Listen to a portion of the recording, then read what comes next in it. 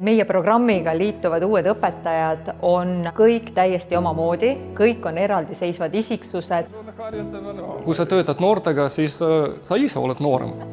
Olen hariduselt energeetik ja töötanud raudteeehituse valdkonnas. Õpetaja töö on väga paindlik, mis võimaldab mul pereelu ja tööelu ühildada. Ma julgustan kõigile andma võimalust iseendale ja tänasele noorele.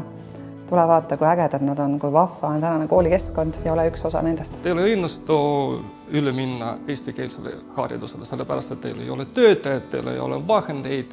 Ja siis mina mõtlesin, et kuidas õnnestu, mina tahan aidata. Kõigepealt saate ennast koolitada Tallinna Ülikoolis alates aprillist kuni augusti lõpuni.